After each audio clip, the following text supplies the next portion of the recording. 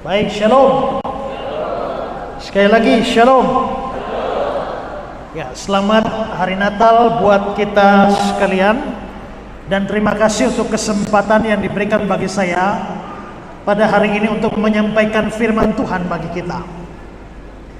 Dan saudara-saudara, tema kita ini adalah share the joy. Kita membagi sukacita. Dan saudara-saudara, saya kira ini tema yang sangat penting. Dan saya ingin menjelaskan tema ini. Dan terlebih dahulu kita mau membaca ayat yang dirujuk dari tema ini, yaitu Matius pasal 2 ayat 16 hingga ayat yang ke-18.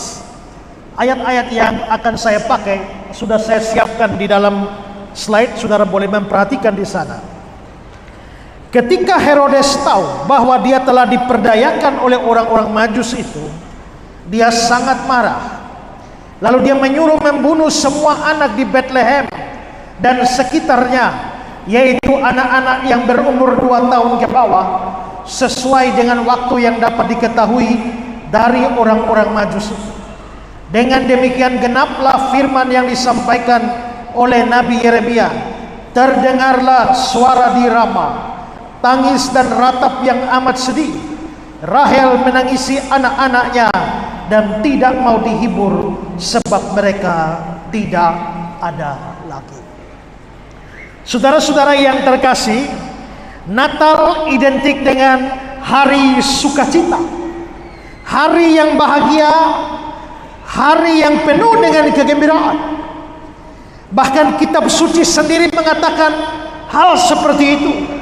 Di dalam Lukas 2 ayat 10 dikatakan di sana kesukaan besar untuk seluruh bangsa. Itu berarti bahwa Natal itu memang kesukaan besar, the great joy untuk seluruh bangsa. Saudara, mengapa Natal merupakan sukacita, the great joy? Karena Natal adalah momen di mana Allah memberikan satu-satunya juru selamat bagi dunia ini. Semua kita orang berdosa. Allah adalah Allah yang adil. Keadilannya menuntut hukuman bagi setiap pendosa. Dan itu berarti bahwa setiap saudara, saya, dan semua orang di dunia ini pasti akan dihukum oleh Allah. Tapi seperti kata firman Tuhan, Allah itu begitu besar kasihnya. Dia tidak mau manusia dihukum. Karena itu dia menyediakan satu-satunya juru selamat. Juru selamat, untuk menjadi juru selamat, tidak sembarang orang bisa jadi juru selamat. Untuk menjadi juru selamat, maka orang itu pertama-tama dia harus orang. Dia harus manusia. Karena manusialah yang berbuat dosa. Yang kedua adalah dia harus tidak berdosa. Juru selamat tidak boleh berdosa. Juru selamat tidak boleh mempunyai satu saja dosa. Tidak boleh. Karena kalau juru selamat punya dosa, juru selamat juga harus masuk neraka. Maka juru selamat tidak boleh punya dosa. Dia harus manusia dan tidak boleh berdosa sama sekali. Siapakah manusia yang tidak berdosa? Tidak ada.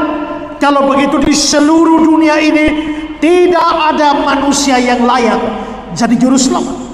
Tetapi di surga sana ada yang tidak berdosa, yaitu Allah. Masalahnya Allah bukan manusia. Di sini ada manusia tapi berdosa. Di sana ada yang tidak berdosa tetapi bukan manusia. Lalu bagaimana menghasilkan manusia yang tanpa dosa?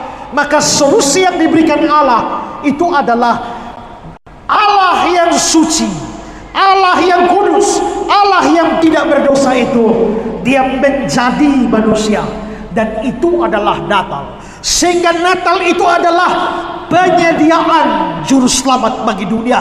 Penyediaan satu-satunya juru selamat dunia. Tidak ada Natal, semua manusia dari Adam sampai manusia terakhir di dunia ini harus pergi ke neraka sekali dan selama-lamanya. Tapi dengan adanya juru selamat, maka yang percaya kepadanya diselamatkan dari kebinasaan kekal. Kalau saudara bebas dari sakit penyakit, saudara bersukacita. Bebas dari utang, saudara bersukacita. Bebas dari sakit penyakit, bebas dari problem besar, saudara bersukacita. Tapi kalau bebas dari hukuman Allah, sukacitanya harus lebih besar. Maka Natal itu adalah the great joy, kesukaan yang besar. Karena itu saudara-saudara, maka Yesus dihadirkan di dalam dunia sebagai juru selamat. Dalam Lukas 2 ayat 11, hari ini telah lahir bagimu juru selamat. Maka ada sukacita. Para malaikat bersukacita, para gembala bersukacita, Yusuf dan Maria pasti bersukacita, para Majus bersukacita, Simeon bersukacita, dan semua kita bersukacita. Tetapi saudara, pada Natal yang pertama, ketika sukacita menyeruak, ada juga duka cita, ada juga tangis pilu yang terjadi. Dan itu disebabkan karena pembunuhan anak-anak di Bethlehem atas perintah Raja Herodes yang cemburu dengan bayi Yesus. Ayat kita tadi mengatakan bahwa Herodes membunuh semua anak di Bethlehem berusia 2 tahun ke bawah. Dan Matius berkata, hal itu terjadi supaya genaplah nubuat di dalam Yeremia pasal 31 ayat 15. Jadi Natal yang pertama ada sukacita yang besar, tapi juga ada duka cita yang besar. Ada kegembiraan yang besar, tapi juga ada kesusahan yang besar. Nah, saudara-saudara, saat ini saya di dalam atau di bawah ayat semacam ini, saya mau menjelaskan 2 hal juga di bawah tema ini. Pertama adalah mari kita memahami lebih dalam duka cita pada Natal yang pertama. Saudara-saudara, duka cita dalam teks yang kita baca tadi adalah ulah dari Raja Herodes yang membunuh anak-anak di Bethlehem. Saudara, sebenarnya apa yang terjadi? Bagaimana bisa ada seorang raja seperti Herodes yang berbuat kejam seperti ini? Kita bisa memahami hal ini atau memahami kisah ini kalau kita tahu sedikit latar belakang tentang Raja Herodes ini. Saudara-saudara, di dalam Alkitab ada banyak Herodes.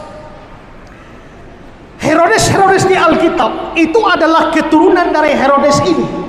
Herodes ini dikenal sebagai Herodes the Great atau Herodes Agung, dan dia adalah raja wilayah yang memimpin bangsa Israel dari tahun 37 sebelum Masehi dan mati pada tahun 4 sebelum Masehi.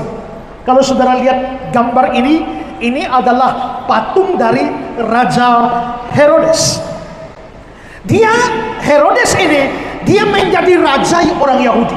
Tapi saudara-saudara, sebenarnya dia jadi raja orang Yahudi, dia tidak layak jadi raja orang Yahudi. Mengapa? Karena saudara-saudara, Herodes ini bukan orang Yahudi. Bapaknya itu bernama Antipater, seorang dari Idumea atau Edom, keturunan Esau. Kita tahu orang Yahudi atau orang Israel itu keturunan Yakub. Sedangkan Antipater, bapaknya Herodes, itu adalah keturunan Esau. Mamanya Herodes itu seorang perempuan yang namanya Kipros, dan dia adalah seorang perempuan Arab. Maka saudara bayangkan bahwa seorang keturunan Esau, bukan orang Yahudi, dan mamanya Arab, kok bisa jadi raja atas orang Israel? Itu bagaimana ceritanya? Nah, itu memang ceritanya sedikit, kalau diurai sedikit panjang, tapi intinya adalah karena bapaknya Antipater berjasa kepada Romawi ketika Antonius atau Marcus Antonius berkuasa di Roma. Karena itulah maka sebagai balas jasa dari Markus Antonius di Roma, maka anak dari Antipater yang namanya Herodes ini diangkat menjadi raja wilayah atas orang Yahudi. Maka naiklah Herodes itu menjadi raja tahun 37 sebelum Masehi. Lalu saudara-saudara, Herodes itu adalah seorang yang sangat hebat. Kalau ada orang dunia kuno yang sangat hebat, ambil contoh di dalam dunia arsitektur, maka Herodes ini orang yang sangat hebat. Tadi saya singgung ada kaisar di Roma yang namanya Markus Antonius. Markus Antonius berkuasa di Roma sebagai kaisar. Untuk mendapatkan hati dari Markus Antonius, Herodes ini di sebelah bait Allah, dia membangun sebuah benteng, lalu dipersembahkan kepada Markus Antonius. Maka dia memberikan benteng itu namanya adalah Benteng Antonia. Kalau saudara lihat gambar ini, itu adalah Benteng Antonia yang ada di bait Allah. Itu dibangun oleh Raja Herodes supaya dia bisa dapat hati dari Markus Antonius. Lalu saudara, Markus Antonius akhirnya kalah persaingan atau perebutan kekuasaan di Roma dari Octavianus. Octavianus akhirnya jadi raja, Octavianus jadi kaisar. Itu yang diberikan gelar Kaisar Agustus. Maka setelah Markus Antonius selesai, Roma dipimpin oleh Kaisar Agustus. Begitu Roma dipimpin oleh Kaisar Agustus, maka Herodes berusaha menarik hati dari Kaisar Agustus. Maka dia membangun sebuah kuil yang namanya Kuil Agustus. Saudara lihat gambar selanjutnya. Ini adalah Kuil Agustus yang dibangun oleh Raja Herodes dan dipersembahkan untuk Kaisar Agustus di Roma. Belum puas dengan itu, pada tahun 22 sebelum Masehi, demi mendapatkan hati Kaisar Agustus lagi, maka Herodes merubah sebuah kota kuno itu menjadi kota yang sangat mewah. Dan dia membangun kota itu. Kalau saudara lihat gambar ini, itu adalah kota, puing-puing kota kuno yang dibangun oleh Raja Herodes. Dia bangun kota ini, persembahkan buat kaisar di Roma, yang karena itu kota itu diberi nama Kaisarea. Kaisarea itu adalah kota yang dibangun Herodes, dipersembahkan pada kaisar di Roma. Lalu saudara-saudara, Herodes ini pintar cari muka, pintar menjilat, pintar cari hati. Lagi-lagi untuk menyenangkan Kaisar Agustus, maka dia bangun lagi sebuah kota. Dia seperti membangun, kalau kita di Jakarta sekarang misalnya ya, ada kota yang dibangun di laut ya, itu misalnya seperti PIK di Jakarta. Tapi sebelum itu Herodes sudah pernah menutup laut dan membangun sebuah kota. Kalau saudara lihat kota ini kota yang dibangun. Puing-puingnya masih ada sampai sekarang.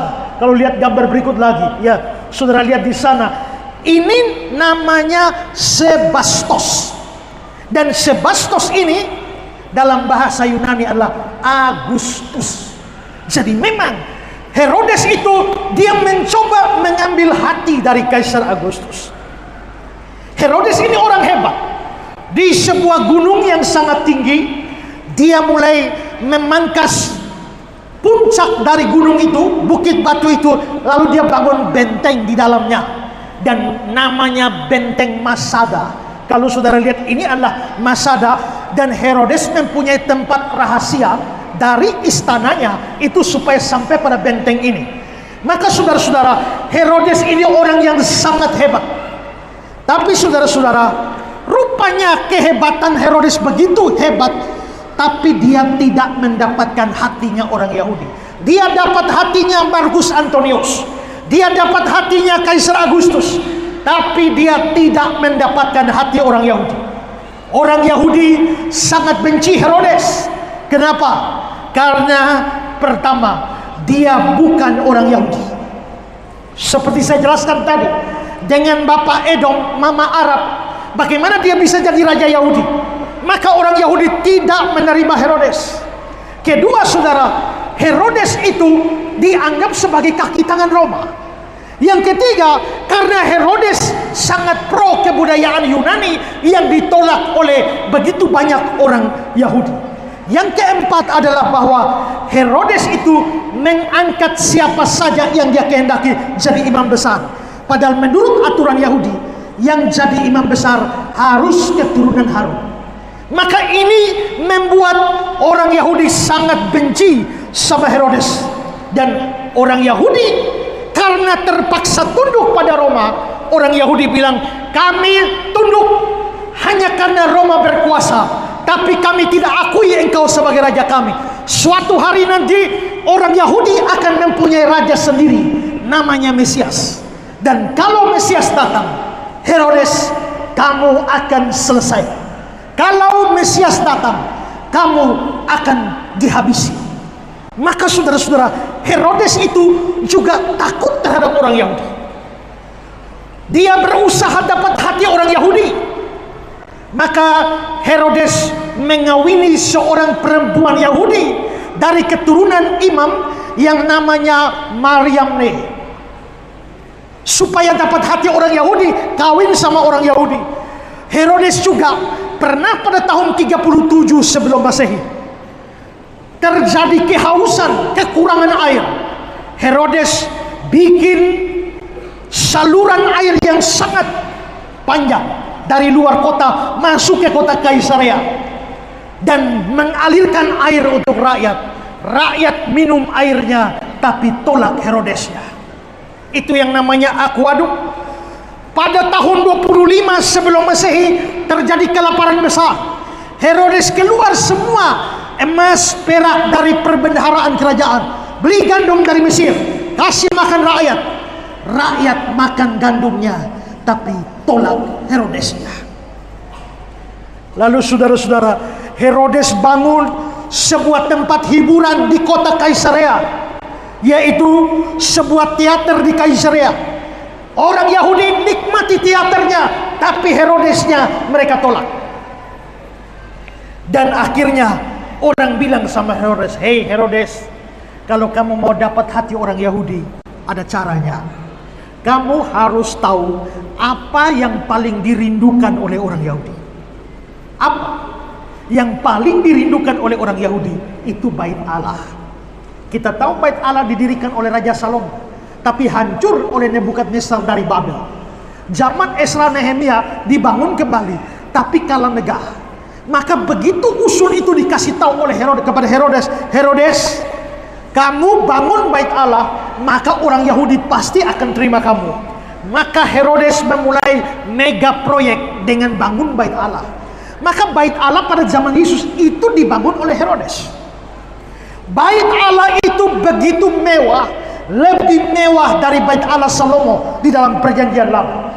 Supaya saudara dapat gambaran tentang seperti apa mewahnya bait Allahnya Herodes, saya berikan kutipan ini.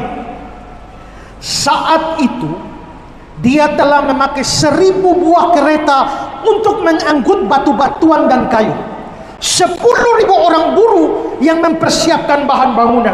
1.000 orang imam yang mahir di bidang arsitek menjadi pengawas proyek. Selanjutnya, emas murni dan batu pualam marmer membuatnya berkilauan. Bahkan bait Allah yang dulu dibangun Salomo pun tidak dapat menandinginya. Sebab itu pada masa itu terdapat sebuah pepatah yang berbunyi, barang siapa belum menyaksikan bait Allah yang dibangun Herodes, berarti dia belum pernah menyaksikan sesuatu yang sungguh-sungguh indah. Maka Herodes bangun bait Allah begitu indah.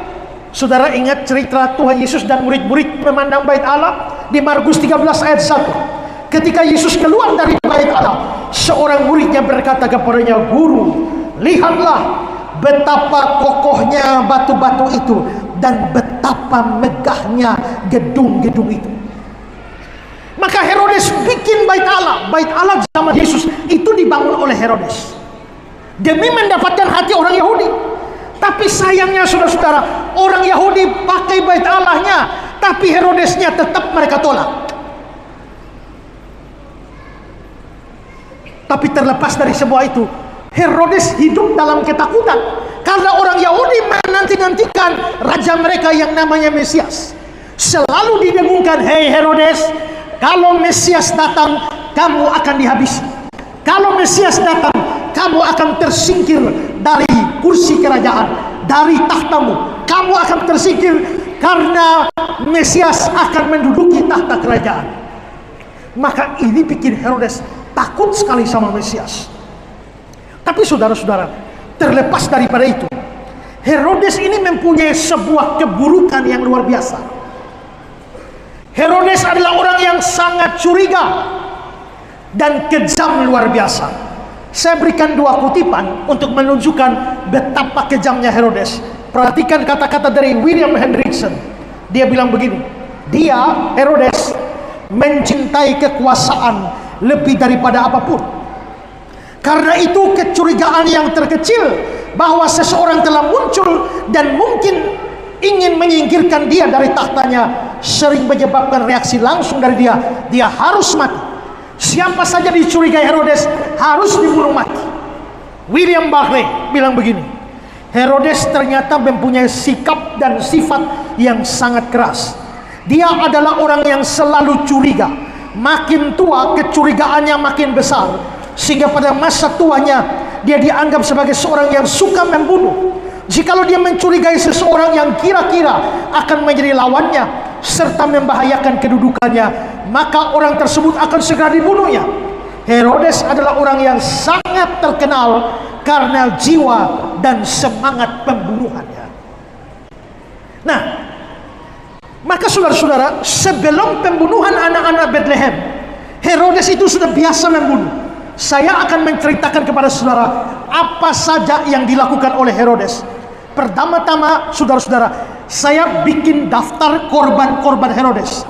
Yang pertama adalah dinasti Hasmonean atau keluarga Makabeus. Ini adalah keluarga kerajaan Yahudi dari Yohanes Hyrcanus. Dan saudara-saudara, supaya waktu Herodes naik tahta Israel, supaya tidak mendatangkan pemberontakan kemudian hari, maka Herodes menyuruh membunuh semua orang Hasmonean, dibunuh. Dan semua orang Hasmonean, kira-kira ada 45 orang, semua dieksekusi mati oleh Herodes. Lalu saudara, korban kedua dari Herodes adalah Aristobulus. Siapa Aristobulus? Aristobulus ini adalah adik iparnya sendiri, adik dari istrinya yang namanya Maryam. Aristobulus diangkat menjadi imam besar oleh Herodes. Lalu saudara-saudara, orang-orang senang dengan Aristobulus. Orang-orang suka sekali dengan Aristobulus. Langsung Herodes berpikir, jangan-jangan mereka senang dengan adik ipar saya, lalu adik ipar saya akan diangkat jadi raja ganti saya. Maka begitu Herodes berpikir begitu, dia pikir Aristobulus harus dimusnahkan. Maka pada satu sore Herodes mengajak Aristobulus, adik iparnya, untuk berenang di Kaisarea. Dan pada waktu berenang itu dia mencekik Aristobulus dan membunuhnya di dalam kolam. Maka dia bunuh adik iparnya sendiri. Itu terjadi tahun 35 sebelum Masehi. Berikut saudara, korban selanjutnya adalah Maryamne. Maryamne itu adalah istrinya sendiri. Karena Aristobulus sudah dibunuh mati, maka Maryamne jadi marah karena adik kandungnya dibunuh oleh suaminya. Maka Maryamne tidak mau berbicara lagi dengan Herodes. Maryamne menjadi membenci Herodes, suaminya sendiri. Begitu dia memarahi dan membenci Herodes, Herodes naik pitam dan Herodes membuat sebuah jebakan. Herodes bersurat kepada pamannya sendiri, pamannya yang namanya Yusuf. Dia bersurat ke sana, dia bilang, seolah-olah dari Maryamne ajak ketemu di taman. Setelah itu Herodes bikin surat kepada Maryamne, seolah-olah dari Yusuf ajak ketemu di taman. Begitu Maryamne dan Yusuf bertemu, Herodes tangkap selingkuh. Maka begitu tangkap, Herodes lalu mengeksekusi pamannya sendiri dan istrinya sendiri yang bernama Maryamne. Dia bunuh, dan itu terjadi pada tahun 29 sebelum Masehi, saat Maryamnya berumur 25 tahun. Selanjutnya saudara, di kalangan orang Yahudi ada yang namanya seperti DPR-nya Yahudi, Dewan Sanhedrin. Maka satu kali saudara-saudara, orang Sanhedrin itu bentrok pendapat dengan Herodes. Maka Herodes akhirnya membunuh seluruh anggota Sanhedrin. 45 orang dia bunuh. Saya tadi cerita, Maryamnya istrinya dibunuh, ada iparnya Aristobulus dibunuh. Maka ini membuat ibu mertua dari Herodes yang bernama Alexandra dan kakak dari Maryamnya yang namanya Kostobar itu membenci Herodes. Mereka berusaha untuk melawan Herodes, tapi lagi-lagi ini diketahui oleh Herodes. Maka Herodes menyuruh mengeksekusi ibu mertuanya sendiri yang namanya Alexandra, dan iparnya yang lain yang namanya Kostobar, bunuh mati dua orang itu. Dari perkawinannya Herodes dengan Maryamnya punya beberapa anak, dan dua di antaranya adalah Aristobulus dan Alexander. Aristobulus dan Alexander itu kuliah di Roma. Begitu pulang dari Roma, rakyat sangat senang dengan dua anak ini, Aristobulus dan Alexander, yang adalah anak kandung dari Herodes. Tapi begitu anak kandungnya dipuja-puja oleh rakyat, Herodes bukan senang. Dia lantas berpikir, jangan-jangan rakyat lebih senang anak saya daripada saya. Jangan-jangan anak-anak saya akan mengkudeta saya, ambil kursi kerajaan. Maka demi menyingkirkan saingan, Herodes akhirnya menyuruh membunuh dua anak kandungnya sendiri, Aristobulus dan Alexander. Dan itu terjadi ketika dia ada pada puncak pemerintahannya. Jadi anak kandungnya sendiri dia bunuh. Selanjutnya Herodes juga bunuh pada tahun 6 sebelum Masehi. Ada sejumlah orang Farisi yang bertentangan dengan Herodes. Dia membunuh sekian banyak orang Farisi. Dan saudara-saudara, pada tahun 4 sebelum Masehi, sebelum Herodes mati, dia sudah memenjarakan seorang anaknya yang lain dari istrinya yang lain di dalam penjara bawah tanah. Dan Herodes yang mulai sakit-sakitan itu dikabarkan ada berita hoax, Herodes sudah mati.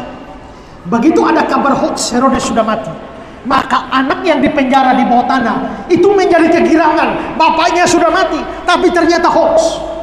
Dan ada yang kasih kabar Herodes, anakmu di penjara bawah tanah, itu bergembira karena dengar kabar kamu sudah mati. Maka itu membuat Herodes murka, sehingga dia suruh keluarkan anaknya dari penjara bawah tanah, dan dia mengeksekusi anaknya sendiri. Itu 4 hari sebelum kematian. Anak kandungnya sendiri yang namanya Antipater. Maka saudara-saudara, kita bisa lihat kekejaman Herodes luar biasa. Tahun 4 sebelum Masehi, Herodes akhirnya mati. Dan dia dikuburkan di suatu tempat yang namanya Herodium. Kalau saudara melihat gambar ini, itu adalah gambar Herodium, di mana gunung yang di dalamnya dibuat. Terus slide-nya ya. Di gambar itu ada semacam gunung, dan di sanalah Herodes dikuburkan. Kalau saudara pergi ke Israel sekarang, saudara boleh mengunjungi Herodium. Di sanalah kuburan Herodes ada di sana. Nah, jadi saudara-saudara, yang saya ceritakan ini mau menunjukkan bahwa Herodes itu adalah tipe orang yang tidak mau ada orang lain menyaingi dia, atau ada orang lain yang punya potensi untuk merebut kedudukannya. Dengan jiwa Herodes semacam ini, maka apa yang terjadi dalam Matius 2 ayat 3, ketika Raja Herodes mendengar hal itu, mendengar hal apa? Mendengar dari orang Majus ada raja baru lahir, maka dikatakan terkejutlah ia beserta seluruh Yerusalem. Dalam Alkitab bahasa Inggris King James menggunakan kata he was troubled, dia menjadi terganggu. Kenapa Herodes menjadi terganggu? Karena sifatnya begitu. Orang berpikir, bagaimana Herodes tega membunuh anak-anak di Bethlehem? Pertanyaannya adalah, jikalau anak kandungnya sendiri dia bunuh, jikalau istrinya sendiri dia bunuh, jikalau adik iparnya sendiri dia bunuh, jikalau mertuanya sendiri dia bunuh, apa alasannya dia tidak berani bunuh anak-anak di Bethlehem? Maka saudara-saudara, dengan demikian kita bisa melihat bahwa pada Natal yang pertama terjadi duka cita yang sangat besar, dan itu dihadirkan oleh seorang Herodes ini. Saudara-saudara, itulah duka cita yang terjadi. Memang ada orang yang kritik, kalau memang peristiwa itu sungguh-sungguh terjadi, mengapa cerita Herodes membunuh anak-anak Bethlehem tidak masuk di dalam buku sejarah yang ditulis oleh Flavius Josephus, sejarawan Yahudi? Karena apa, saudara? Karena pembunuhan anak-anak di Bethlehem itu tergolong kecil. Kalau Bethlehem itu kota kecil, kalau dalam kota kecil seperti itu cari anak-anak di bawah 2 tahun, maka itu tidak sampai 50 orang. Maka kira-kira diperkirakan para ahli, kira-kira 30 bayi itu dieksekusi semua oleh Herodes. 30 bayi bukan apa-apa bagi Herodes. Karena itu bukan peristiwa besar, maka Josephus Flavius tidak mencatatnya. Tapi terlepas dari itu, bahwa di Natal yang pertama harusnya ada sukacita, ada the great joy, tetapi Herodes menghadirkan duka cita di kota yang seharusnya bersukacita. Pada saat orang Kristen bersukacita dalam Natal, hal yang sama terjadi. Duka cita bisa terjadi pada saat kita bersukacita. Saat ini gereja Kristen hampir di seluruh dunia merayakan Natal dalam suasana sukacita. Tapi ceritanya bisa beda dengan Herodes. Tapi duka cita bisa hadir di dunia ini dalam bentuk kemiskinan, kelaparan, sakit penyakit, aniaya, penjarahan, perampasan, persekusi, dan masih banyak peristiwa yang terjadi di sekitar kita yang sangat negatif, yang membuat duka cita pada saat kita bersukacita. Kalau begitu, saudara, bagaimana sikap atau bagaimana harusnya orang Kristen bersikap dalam keadaan semacam ini? Apakah kita harus acuh tak acuh?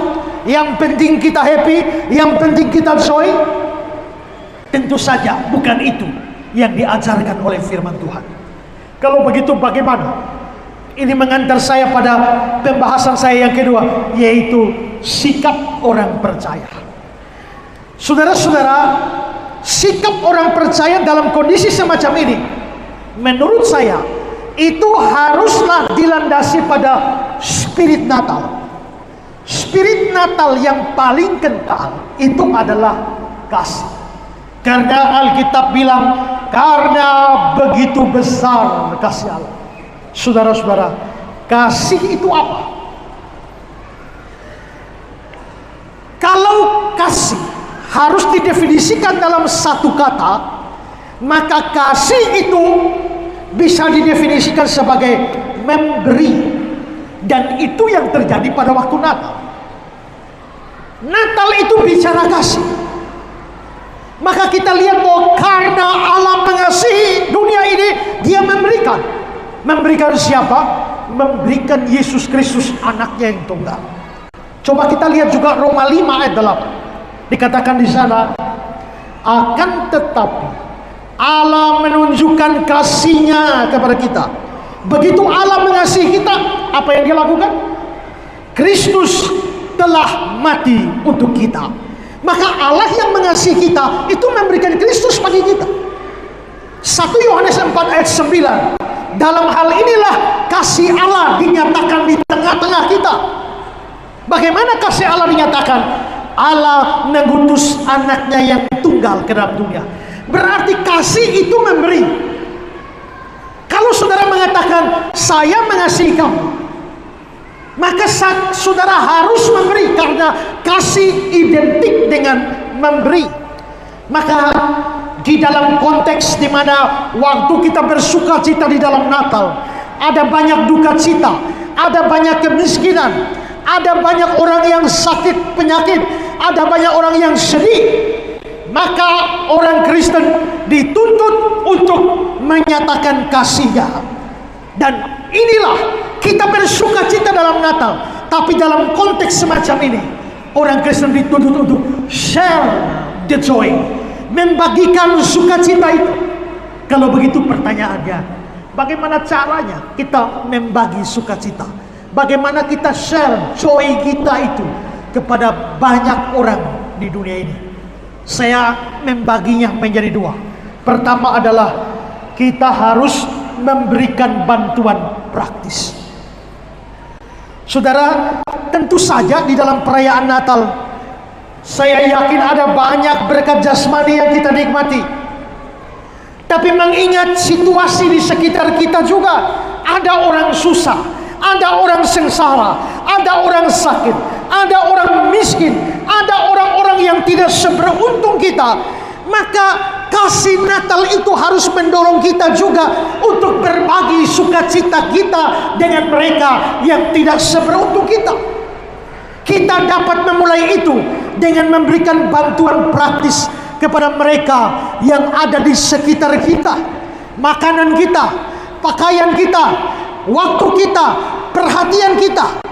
Kita dapat pergi ke panti-panti asuhan, kita dapat pergi ke rumah-rumah sakit, kita dapat pergi ke panti jompo, atau memperhatikan dalam tetangga-tetangga sekeliling kita apa yang bisa kita bagi mereka.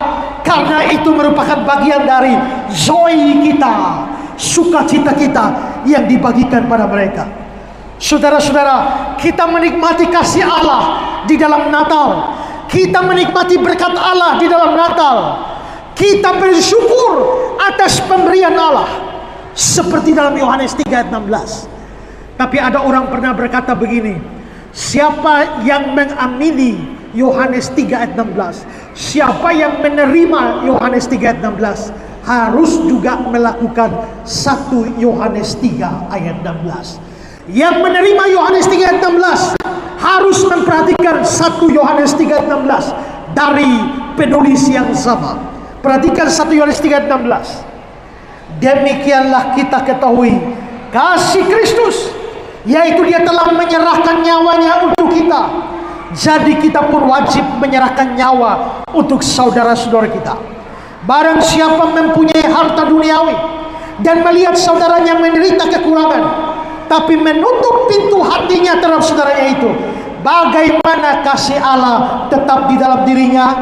Anak-anakku, marilah kita mengasihi, bukan dengan perkataan atau dengan lidah, tapi dengan perbuatan dan dalam kebenaran.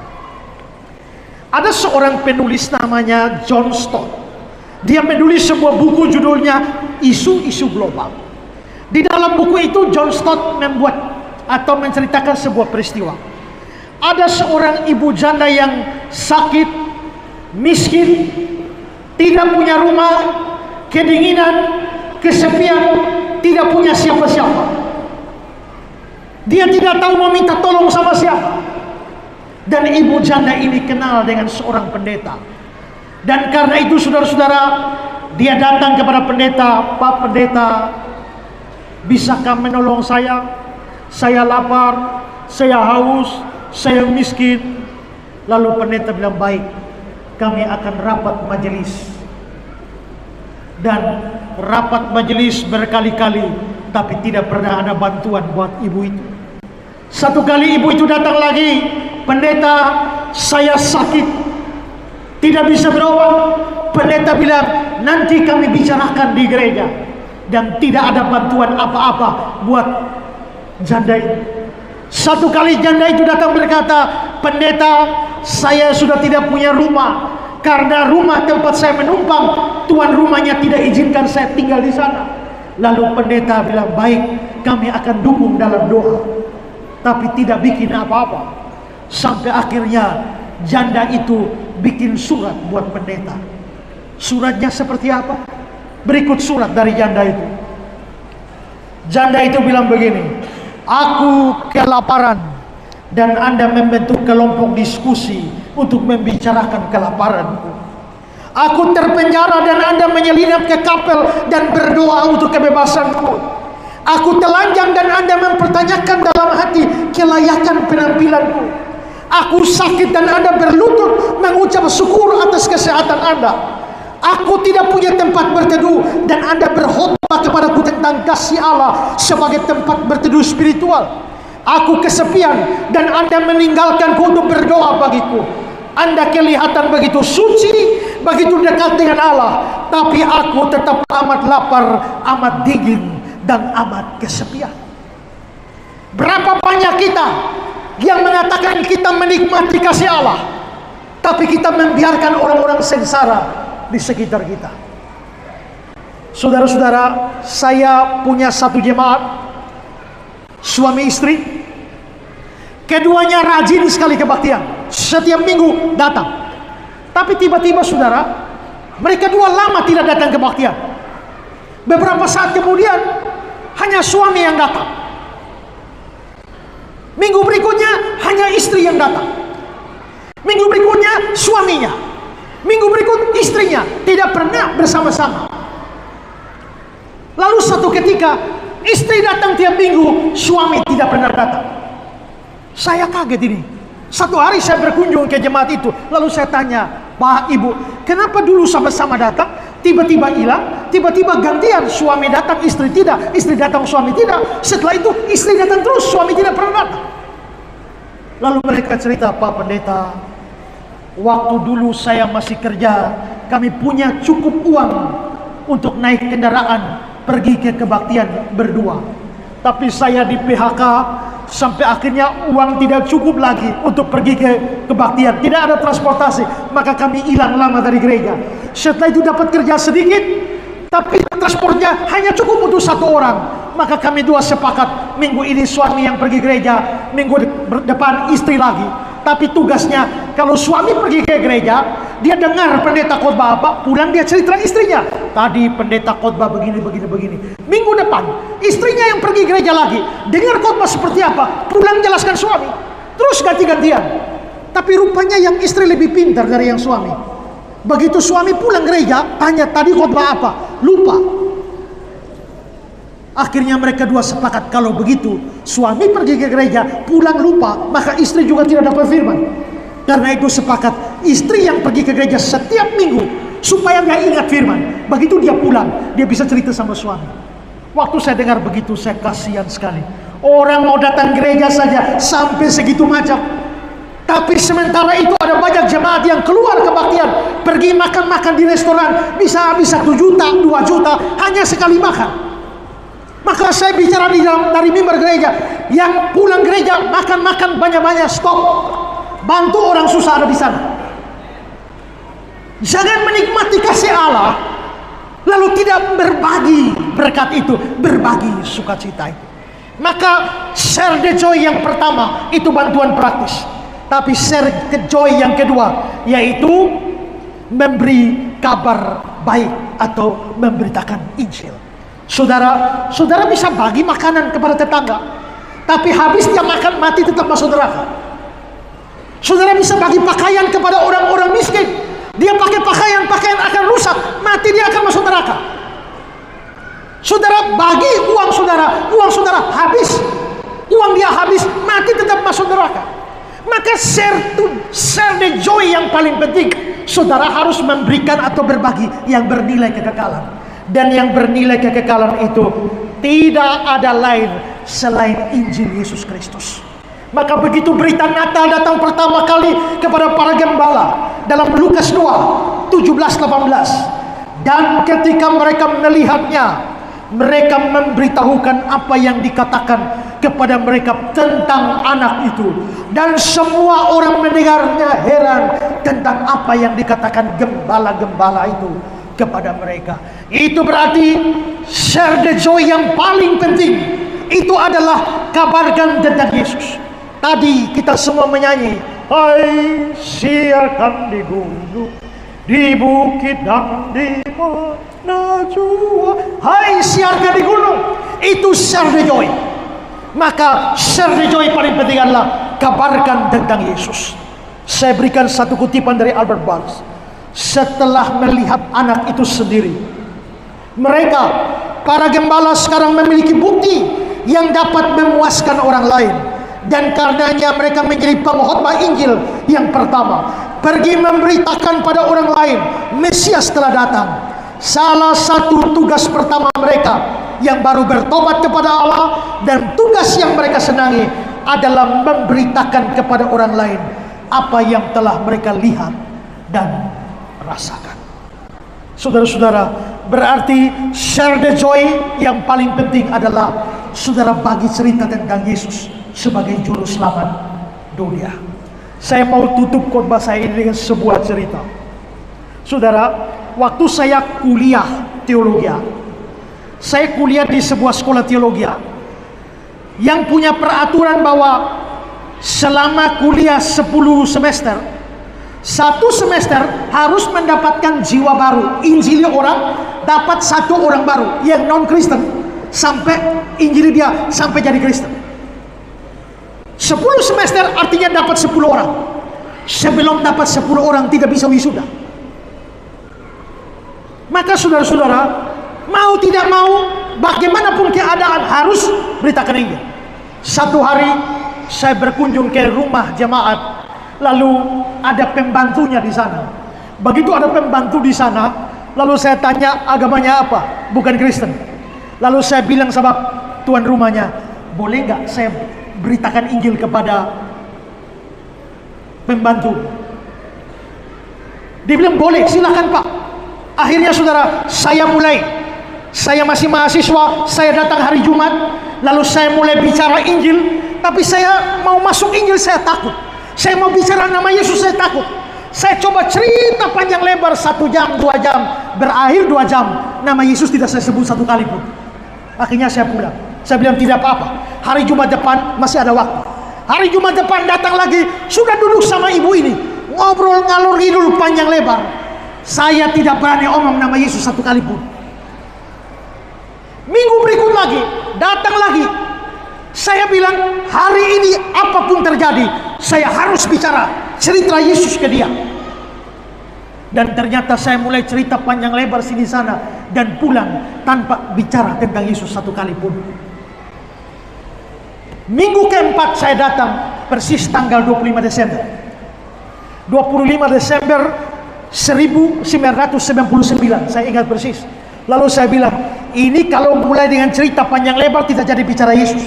Jadi kali ini tak usah cerita panjang lebar, to the point. Maka begitu dia duduk, saya tanya, ibu, pernahkah ibu dengar orang yang namanya Yesus? Lalu dia bilang, itu kan Tuhannya orang Kristen. Ya, betul. Tapi tahukah ibu siapa dia sesungguhnya dan apa yang dia sudah buat? Dia bilang, apa mas mau cerita? Oke. Maka saya mulai cerita panjang lebar tentang Tuhan Yesus. Dia Allah, datang jadi manusia, lalu naik di atas kayu salib, mati, menebus kita, bangkit dari antara orang mati, dan seterusnya. Setelah saya cerita semua, lalu saya bilang, sekarang ibu saya mau tanya, setelah saya sudah cerita tentang Tuhan Yesus, maukah ibu percaya Yesus sebagai juru selamat dan Tuhan? Saya dak-dikduk ini, kalau dia tidak mau payah. Begitu saya tanya begitu, dia bilang, mas, saya ini sudah tunggu dari 4 minggu yang lalu. Kapan mas tawar saya untuk percaya Yesus? Dan akhirnya hari itu dia terima Yesus. Saudara, hari itu juga saya naik sepeda sekian kilo, mungkin naik 10 kilo. Saya naik sepeda pancal 25 Desember 1999. Hati saya penuh dengan sukacita. Dan saya bilang pada Tuhan, Tuhan, secara manusia tanggal ini tanggal ulang tahun Tuhan, dan saya kasih hadiah 1 jiwa buat Tuhan Yesus. Itu namanya share the joy.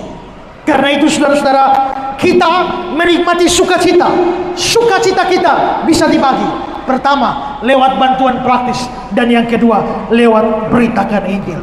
Charles Spurgeon bilang, ketika surga mempercayakan pewahyuan yang penuh belas kasihan kepada seseorang, dia terikat untuk menyampaikan kabar baik itu kepada orang lain. Share the joy. Bagilah apa yang kau punya dengan orang-orang susah. Tapi lebih daripada itu, bagilah cerita tentang Tuhan Yesus kepada mereka yang belum percaya. Share the joy. Tuhan Yesus memberkati kita. Selamat datang.